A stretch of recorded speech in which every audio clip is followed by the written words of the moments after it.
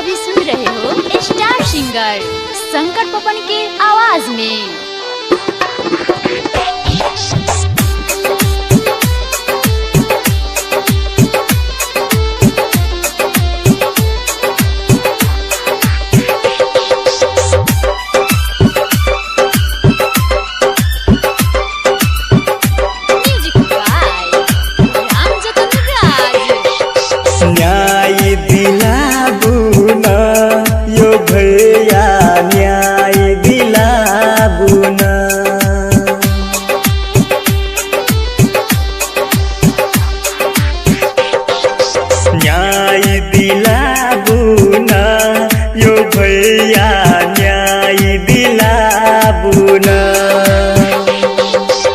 शंभु सदा के हत्या कहा के, शंभु सदा के हत्या कहा के, सरकार कुछ नहीं बजे हो भैया, सरकार कुछ नहीं बजे।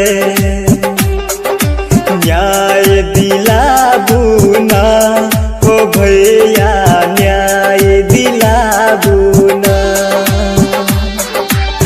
शंभु सदा के हत्या के, शंभु सदा के हत्या के, सरकार कुछ नहीं बजे हो भैया, सरकार कुछ नहीं बजे। न्याय दिलावना हो भैया, न्याय दिलावना, न्याय दिलावना हो भैया, न्याय दिलावना।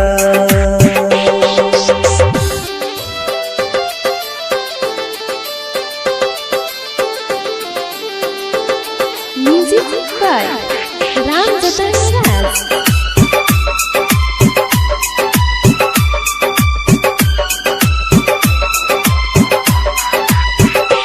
सब कोई चलब ये, आगा बढ़ब ये, न्याय के खातिर सब कोई लड़ब ये।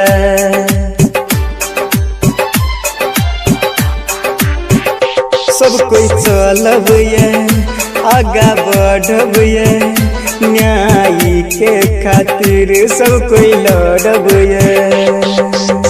दलित समुदाय पर होई छै घटना, दलित समुदाय पर होई छै घटना, सरकार कुछ नहीं बजे रो भैया, सरकार कुछ नहीं बजे। न्याय दिलाबू ना यो भैया, न्याय दिलाबू ना,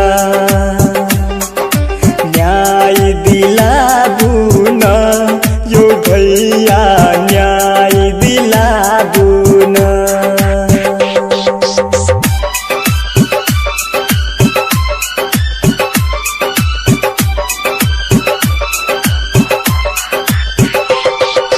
केहन घटना छै, रचल रचना छै, मिली भगत सा इहो हत्या छै।